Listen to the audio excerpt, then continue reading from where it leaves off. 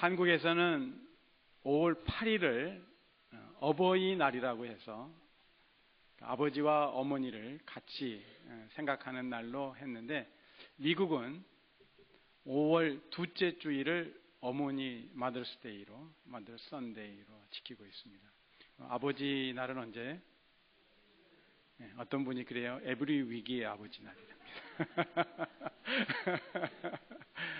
아버지 날은 6월 셋째 주일이 아버지 날이에요. 6월 셋째 주일은 우리가 아버지 날로 예배를 드리게 될 것입니다. 오늘 어머니 주일을 맞이해서 세상의 모든 어머니들에게, 또 우리 특별히 영락의 믿음의 공동체 어머니들에게 하나님의 은혜와 또 신령한 복이 충만하기를 축원합니다. 우리 어머니들에게 소원이 있다면 그것은 자신보다는 자식을 위한 소원일 것입니다. 자신이 낳은 자식들이 서로 화목하고 복된 삶을 누리는 것보다 어머니에게는 더 큰 소원이 없겠지요. 그래서 이런 생각을 해봅니다. 이 세상 모든 사람들이 자신보다는 남을 위하는 이러한 어머니의 마음, 어머니의 사랑을 이웃들에게 베푼다면 이 세상은 지금보다는 훨씬 더 좋은 세상으로 변해 있을 것이다. 아멘.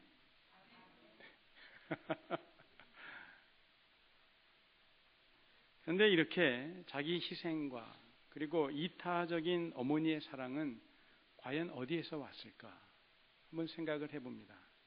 어디서 왔을까요? 그것은 어머니를 지으신 하나님으로부터 왔음이 분명합니다. 성경은 말씀합니다. 하나님은 사랑이시다. 하나님은 사랑이시다. 그 사랑이신 하나님이 사람으로 이 땅에 오셨으니 곧 예수님입니다. 예수님은 이 땅에 오셔서 하나님이 어떠한 분인지, 그리고 그 하나님의 마음이 어떠한 마음인지 우리에게 보여주셨고 알려주셨습니다. 오늘 봉독해 주신 26절 말씀을 보니까 내가 아버지의 이름을 저희에게 알게 하였고 또 알게 하리니 이는 나를 사랑하신 사랑이 저희 안에 있고 나도 저희 안에 있게 하려 함이니라. 이렇게 예수님이 기도하십니다. 예수님의 이 땅에 오신 목적, 그리고 예수님이 존재하시는 목적이 뭐예요? 아버지를 알리는 거예요. 아버지가 어떠한 분인지 알리는 것이 예수님의 존재의 목적이다 이 말씀. 알게 하였고 또 알게 할 것이다 말씀하고 있어요. 그런데 무엇을 알리세요? 아버지의 이름을. 아버지의 이름. 아버지의 이름이 뭐예요? 성경에서 이름이라고 할 적에는 이름 석자를 얘기하는 게 아니고요. 이 이름은 아버지의 인격과 성품과 아버지에 관한 모든 것을 일컫는 것입니다. 그래서 우리가 흔히 그런 얘기 하죠. 야, 함부로 이름 부르지 마. 그건 왜 그래요? 이름 석자를 함부로 부르지 말라는 얘기는 아니죠. 나를 그렇게 가볍게 대하지 말라는 얘기예요. 그렇게 시시하게 취급하지 말라는 얘기죠. 그래서 이 성경에서 이름이라고 할 적에는 그 이름은 그 인격과 그 사람의 인격과 성품 그리고 모든 것을 일컫는데 우리는 바로 예수님을 통해서 하나님을 알게 된다는 말씀이에요. 아버지를 알리는 일이 예수님이 하시는 일이에요. 그러면 26절에 나를 사랑하신 그 사랑, 아버지의 사랑인데요. 독생자 예수님을 사랑하신 아버지 하나님의 사랑은 과연 어떤 사랑인가? 요한복음을 쭉 보니까요. 곳곳에 아버지 하나님의 사랑이 어떠한 사랑인지 다이아몬드처럼 박혀 있는 것을 발견할 수가 있습니다. 1장 18절에 보니까 품에 안아주는 사랑이었어요. 아버지의 품에 안아줬다. 또 3장 35절에 보니까 모든 것을 다 예수님의 손에 주시는 사랑이에요. 또 5장 20절에 아버지께서 행하시는 것을 아들에게 다 보여주시는, 숨기지를 않으세요. 다 보여주셔요. 또 8장 16절과 29절에 보니까 아들과 항상 함께 하시는 사랑이에요.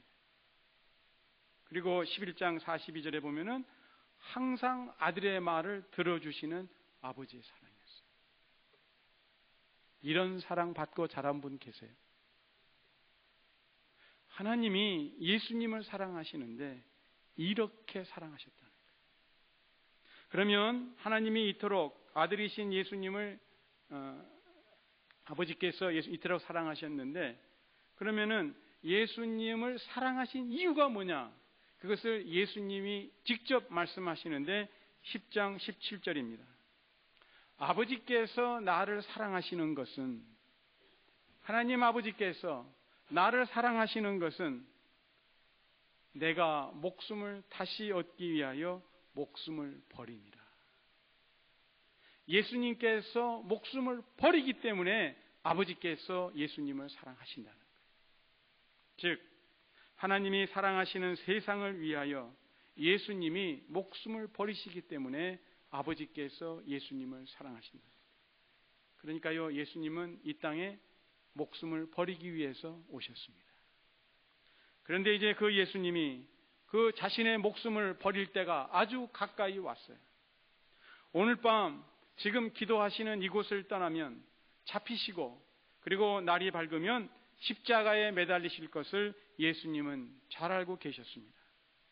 그래서 그 마지막 시간을 앞두고 하나님 아버지께 기도를 드리는데, 이 17장 전체가 바로 예수님이 아버지께 드리는 기도의 내용입니다. 예수님이 마지막 시간에 드린 기도 중에서 오늘 우리가 같이 본 내용은 예수님이 사랑하는 제자들만을 위해서가 아니라 그 제자들이 전하는 말을 듣고 예수님을 믿게 될 후세의 사람들을 위해서도 기도드리는 내용입니다. 그러니까 오늘 20절에 내가 비옵는 것은 이 사람들만 위함이 아니요 또 저희 말을 인하여 나를 믿는 사람들도 위함이니, 그러면은 여기 저희 말을 인하여 나를 믿는 사람들 속에는 우리가 포함되어야 한대요? 포함돼요. 예수님이 우리를 위해서 기도하셨다는 거예요. 좀 더 구체적으로 나를 위해서 기도하셨다는 거예요.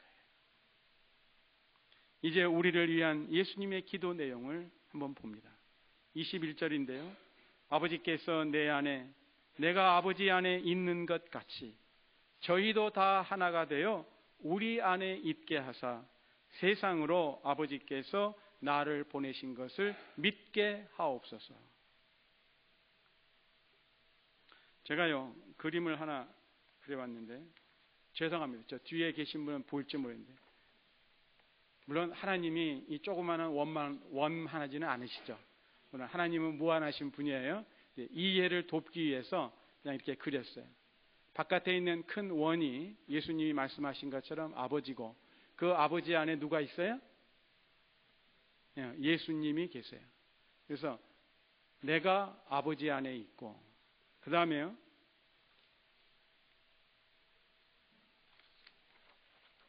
이건 큰 원이 누구예요? 예수님이고, 예수님 안에 누가 있어요? 아버지가 있어요. 자, 그러면은, 자, 아버지 안에 예수님이 있고, 예수님 안에 아버지가 있어요. 이게 도대체 어떻게 이게 가능한 일이에요? 이게 어떻게 가능할까요? 그래서 어떤 분은 그런 얘기를 합니다. 병에다가 바닷물을 담고 그 병을 바닷물에 던지면 병이 바닷물 안에 있고 바닷물이 병 안에 있다. 그렇게 얘기하시는 분도 계시는데요. 자, 아버지 안에 예수님이 계시고 예수님 안에 아버지가 계신다. 이것을 어떻게 설명할 수 있느냐? 이게 가능한 경우는요, 딱 한 경우밖에 없습니다. 어떤 경우냐?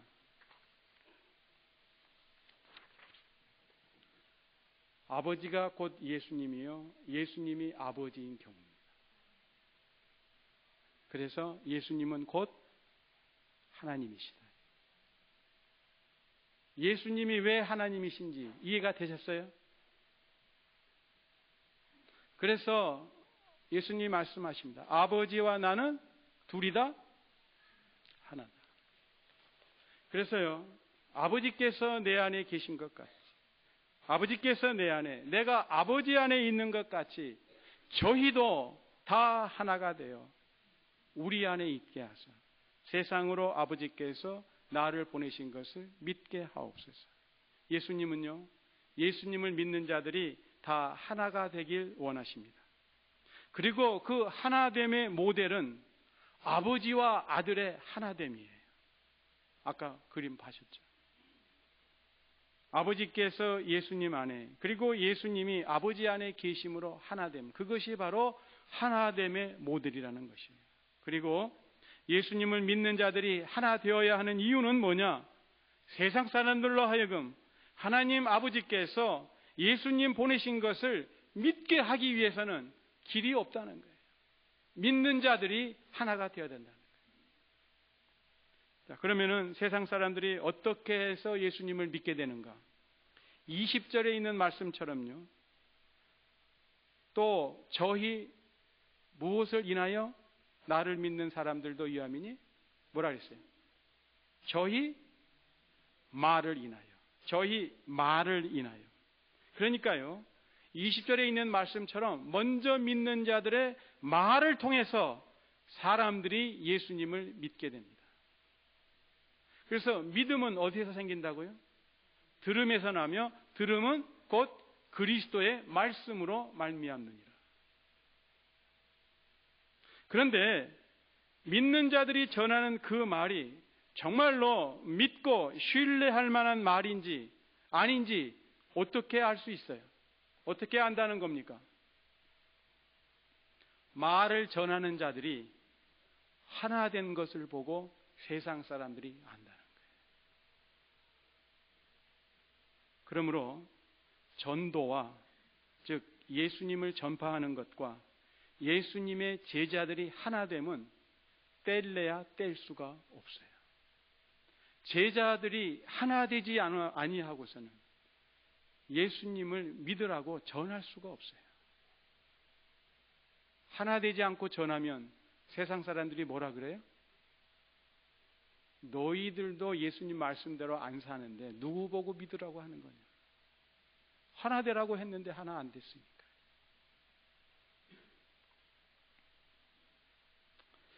자, 예수님이 말씀하시고 기도하시기를 아버지께서 예수님 안에, 그리고 예수님이 아버지 안에 계신다 하셨는데, 자, 그렇다면 아버지와 하나 된 예수님은 과연 어떠한 삶을 살으셨는가? 우리가 요한복음을 다시 한번 봐요. 전체를. 예수님이 이렇게 말씀하세요. 4장 34절에요. 나의 양식은 나를 보내신 이의 뜻을 행하며 그의 일을 온전히 이루는 이것이니라. 즉 무슨 말씀입니까? 예수님은 어떻게 살으셨다는 거예요? 나를 보내신 이의 뜻, 아버지의 뜻을 행하시는 삶을 살았다는 거예요. 그리고 행하되 그의 일을, 아버지의 일을 온전히 이루는 삶을 살으신다는 거죠. 또 5장 19절입니다. 아들이 아버지의 하시는 일을 보지 않고는 아무것도 스스로 할 수 없나니 아버지께서 행하시는 그것을 아들도 그와 같이 행하느니라. 예수님이 스스로의 뜻이 있어요, 없어요? 예수님 당신 자신의 스스로의 뜻이 있어요, 없어요? 있죠. 인격체시기 때문에 뜻이 있어요. 그런데 스스로 하셨대요? 네. 스스로 하기를 포기하셨어요. 스스로 하는 것을 선택하지 아니하시고 아버지께서 행하시는 것 그대로 하기로 선택하신 겁니다. 그래서 아버지의 하시는 일을 보지 않고는 스스로 한 게 없어요. 아버지께서 보여주신 것 그대로 행하셨어요. 또 6장 38절 39절에 내가 하늘로서 내려온 것은 내 뜻을 행하려 함이 아니요 나를 보내신 이의 뜻을 행하려 함이니라. 예수님은 당신 자신의 뜻이 분명히 있었음에도 그건 포기하고 자신을 보내신 아버지의 뜻을 행하려고 오셨다고 말씀합니다. 6장 57절 살아계신 아버지께서 나를 보내심에 내가 아버지로 인하여 산다 그랬어요. 즉 뭐냐면은 예수님이 살아야 할 이유는 뭐냐? 오직 아버지 때문이라는 거예요. 여러분들이 살아야 할 이유는 뭐예요? 예수님 때문에. 나를 살리신 예수님 때문에. 예수님 때문에 살아야 할 이유가 있는 거예요. 또 8장 29절에 나를 보내신 이가 나와 함께 하시도다. 내가 항상 그의 기뻐하시는 일을 행함으로 나를 혼자 두지 아니하셨느니라. 예수님은 항상 아버지께서 기뻐하시는 일을 하셨다는 거예요. 항상은 뭐가 항상이에요? 24 hours a day, 7 days a week. 1년 12달 365일 하나님이 기뻐하시는 일만 예수님이 행하셨다는 거예요. 8장 49절입니다. 오직 내가 아버지를 공경하미언을 너희가 나를 무시하는도다. 예수님은 어떤 삶을 살으셨어요? 아버지를 공경하는 삶을 살으셨어요. 또 8장 55절입니다. 나는 그를 알고 또 그의 말씀을 지키노라. 또 마지막으로 14장 10절 내가 너희에게 이르는 말이 스스로 하는 것이 아니라 아버지께서 내 안에 계셔 그의 일을 하시는 것이라. 즉 예수님 자신은 하나님 아버지의 역사하시는 통로로 사용되었다는 거예요. 아버지와 하나 되신 예수님은 그 예수님 안에 계신 아버지를 공경하면서 함께 하시는 아버지의 뜻과 말씀대로 아버지가 보여주시고 들려주시고 행하시는 대로 순종하는 삶을 살으셨어요. 그래서 예수님은 제자들에게 자신의 말과 행동과 삶을 통해서 하나님 아버지가 과연 어떠한 분이신지를 알려주셨던 거예요. 그리고 앞으로도 계속 알려주십니다. 그러므로 예수님을 믿는 우리들이 아버지와 예수님이 하나 된 것 같이 하나됨은 하나님의 선교와 아주 밀접한 관계입니다. 우리가 선교하고 전도하기 전에 먼저 할 일은 뭐예요? 믿는 우리가 하나 되는 거예요. 믿는 자들이 하나 되지 못해서 나누이고 다투는 모습을 세상이 보게 되면은 선교와 전도가 될 수가 없어요. 이러한 사례는 우리 주변에서 종종 보기 때문에 더 말할 필요가 없습니다. 그런데 예수님이 말씀하시는 이 믿는 자들이 하나 된다는 것은 믿는 자들의 조직이 하나로 되는 것만을 의미하지는 않아요. 이 하나 되라는 말씀은 뭐예요? 그들의 마음이 하나가 되라는 거예요. 그들의 마음이. 그러니까요, 시간과 공간이 서로 다르다 할지라도 마음이 하나 되는 건 가능한 일이에요? 불가능한 일이에요? 가능한 일이에요. 그러면 어떻게 제자들의 마음이 하나가 될 수 있겠는가? 이게 또 궁금하잖아요. 거기에 대한 답은요, 22절의 말씀이 답입니다. 예수님이 누리신 영광을 제자들도 누리게 되면 하나가 된다는 거예요.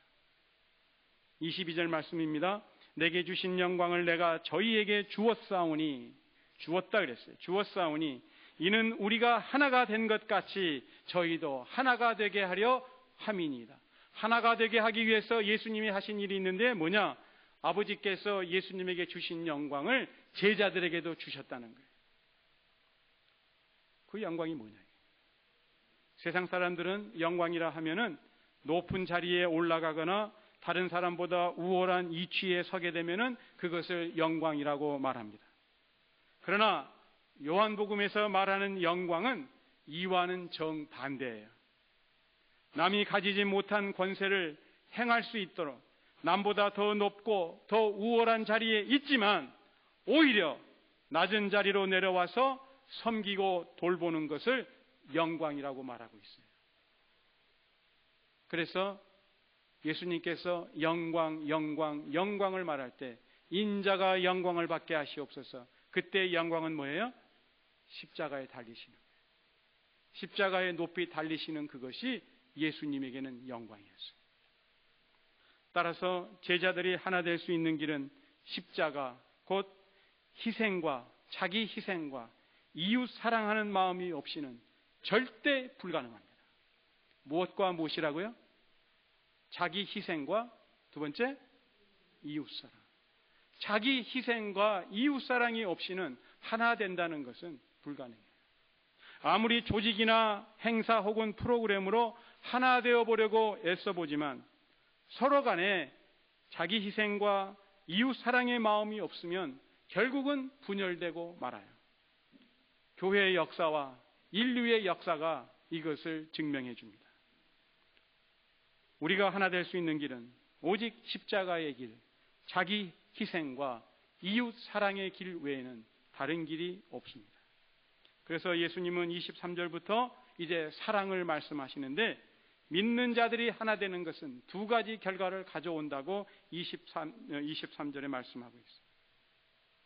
첫째는 뭐냐면은 21절에서 말씀하신 것처럼 아버지께서 예수님을 보내셨다는 것을 세상 사람들이 알게 되고요. 두 번째로는 아버지께서 예수님을 사랑하심 같이 예수 믿는 자들을 사랑하신다는 것을 세상이 알게 된다는 거예요. 우리 다 같이 23절을 한번 읽겠습니다. 23절입니다. 23절에서 우리에게 큰 은혜가 임하기를 바랍니다. 시작. 곧 내가 저희 안에 아버지께서 내 안에 계셔 저희로 온전함을 이루어 하나가 되게 하려 함은 아버지께서 나를 보내신 것과 또 나를 사랑하심 같이 저희도 사랑하신 것을 세상으로 알게 하려 함이로소이다. 아멘. 우리가 하나 되는데 어떻게 하나 돼요? 온전하게 하나 된다는 거예요. 온전하게. 그저 하나 된 것처럼 보이는 것이 아니라 정말로 온전히 하나 되는 거예요. 그래서 믿는 자들은 그들 안에 계시는 예수님으로 인해서 온전히 하나가 되는데, 즉 믿는 자들 각자가 예수님의 마음을 품음으로 모두 하나가 된다는 말씀이에요. 바로 그곳에 하나님의 뜻이 이루어지며 하나님의 나라가 이루어집니다. 23절 말씀을 보면서요, 한 가지 질문이 떠올라요. 여러분들에게 묻습니다. 하나님이요, 예수님을 더 사랑할까요? 아니면 우리를 더 사랑하실까요? 똑같이 사랑하지. 네, 맞아요. 많은 사람들이요 생각합니다. 그거야 당연히 하나님이 예수님을 우리보다 더 사랑하시지요. 그렇게 말들을 해요. 그런데 23절을 보니까 우리는 아주 기가 막힌 놀라운 사실 하나를 발견합니다. 하나님은 예수님을 사랑하신 같이 우리를 사랑하신다는 거예요. 예수님을 사랑하신과 같이 우리를 사랑하셔요. 이것보다도 더 뚜렷한 명확한 우리를 향한 하나님의 사랑의 증언이 있을 수 있겠어요? 독생자 예수를 사랑하심과 같이 우리를 사랑하신다는 거예요. 자, 그런데 어떻게 하나님이 예수님을 사랑하셨다고요? 아까 제가 말씀드렸죠. 하나님이 예수님을 어떻게 사랑하셨어요? 품에 안아주시고 예수님의 손에 모든 것을 다 주시며 아버지께서 행하시는 것을 다 보여주셨고 아들과 항상 함께 하시고 항상 아들의 말을 들어주시는 아버지의 사랑으로 예수님을 사랑하셨어요. 근데 바로 그러한 사랑으로 우리를 사랑하신다는 거예요. 할렐루야. 할렐루야. 하나님이요, 예수님을 믿는 자들을 예수님을 사랑하신 것과 똑같이 우리를 사랑하신다. 우리가 어떻게 그것을 알아요? 로마서 8장 32절에 보면 명확하게 알 수가 있습니다. 제가 읽습니다. 로마서 8장 32절. 자기 아들을 아끼지 아니하시고 우리 모든 사람을 위하여 내어주시니가 어찌 그 아들과 함께 모든 것을 우리에게 은사로 주지 아니하시겠느냐. 주신다는 말씀이에요? 안 주시겠다는 말씀이에요? 믿음대로 될지어다. 다 주세요. 다 주셔요. 독생자를 아끼지 아니하셨는데 무엇을 더 이상 움켜질 게 있겠어요? 아버지께서 다 주신다는 거예요. 그러면서 그 사실을 깨달은 사도 바울이 38절 39절에서 이렇게 외칩니다. 내가 확신하노니 사망이나 생명이나 천사들이나 권세자들이나 현재일이나 장래일이나 능력이나 높음이나 깊음이나 다른 아무 피조물이라도 우리를 우리 주 그리스도 예수 안에 있는 하나님의 사랑에서 끊을 수 없으리라. 끊을 수 없는 그 사랑, 하나님의 그 사랑을 예수님 믿는 자들만이 아니라 세상 사람들도 알게 되기를 예수님이 원하셨기에 마지막 날 그 밤에 하나님께 이토록 간절히 간구했던 것입니다. 이러한 하나님의 사랑을 세상 사람들이 알게 되면 하나님께로 돌아온다는 것이죠. 분명코 옵니다. 그러므로 우리가 경험한 하나님의 이 사랑을, 예수 그리스도의 사랑을 세상 사람들에게 나누고 그리고 보이고 전해야 합니다. 예수 그리스도의 영광과 믿는 자들의 영광, 즉 그 십자가의 영광, 자기 희생과 이웃 사랑의 자리로 내려가는 것이 요한복음에서 말하는 영광이지만 예수님을 믿는 자들에게는 그 영광이 단지 십자가의 영광만을 말씀하지는 않습니다. 그럼 또 어떤 영광이 있는가?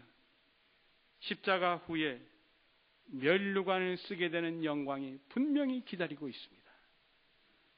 그러나 십자가 없이는 면류관이 없어요. No cross, no crown.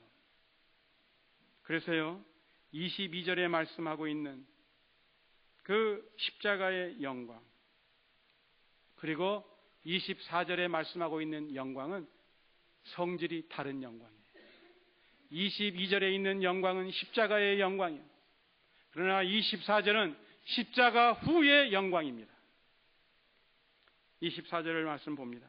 아버지여, 내게 주신 자도 나 있는 곳에 나와 함께 있어 아버지께서 창세전부터 나를 사랑하심으로 내게 주신 나의 영광을 저희로 보게 하시기를 원하옵나이다. 고난의 십자가의 영광, 그것만이 아니라 그 후에 있는 그 영광을 아버지여 저들이 보게 되기를 원합니다. 제자들이 이 땅에서 십자가의 영광인 고난과 희생의 길을 걷지만 그 후에는 분명히 영원한 영광이 기다리고 있음을 제자들이 알기를 예수님은 원하셨습니다. 그래야 제자들이 이 땅에서 고난의 길을 참고 견딜 수가 있기 때문에 그렇죠. 예수님도 십자가 뒤에 말할 수 없는 영광이 기다리고 있음을 아셨기에 기꺼이 그 십자가의 길을 걸으셨어요. 히브리서 12장 2절입니다. 믿음의 주요 또 온전케 하시는 이 예수를 바라보자.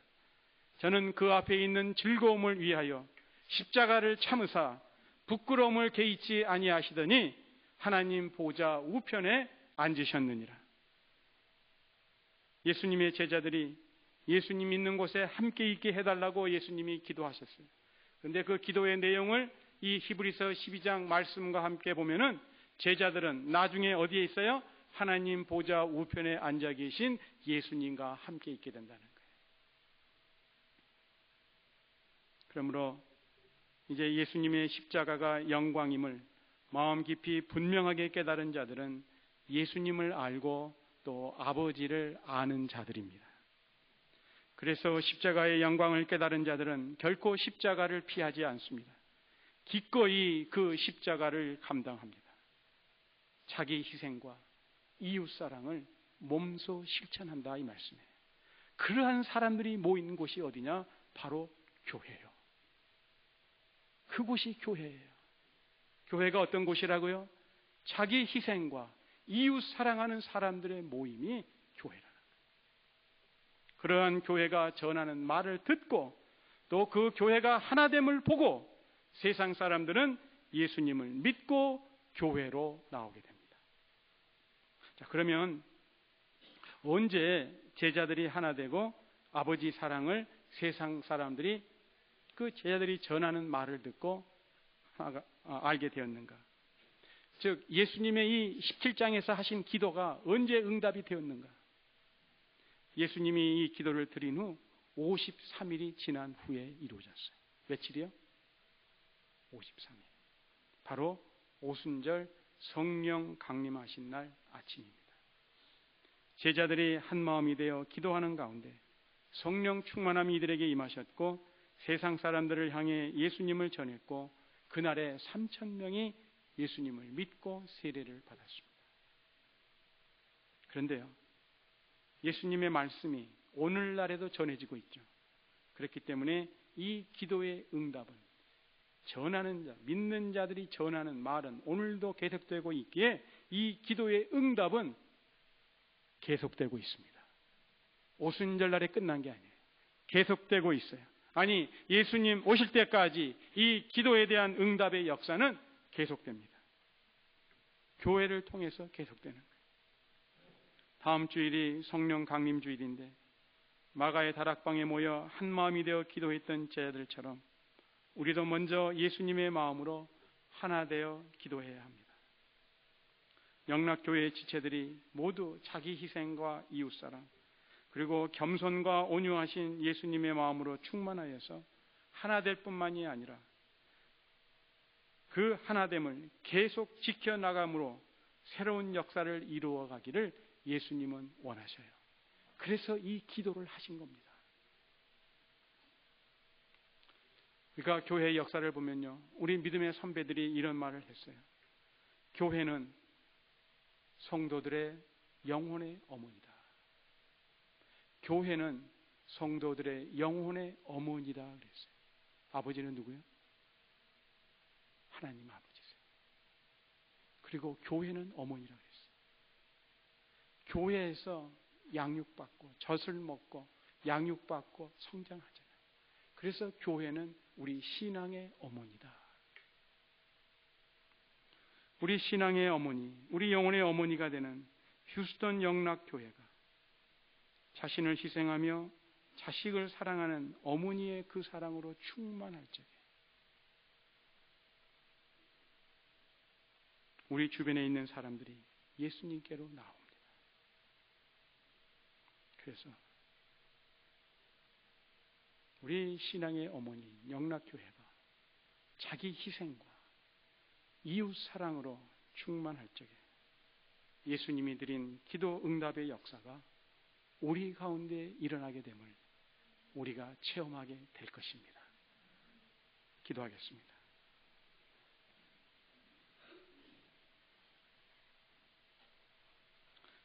거룩하신 하나님 아버지, 예수님께서 저희들을 위해서도 기도해 주심을 감사합니다. 예수님의 기도가 우리 가운데서 응답되는 역사를 저희로 날마다 체험하게 하옵소서. 예수님의 이름으로 기도합니다.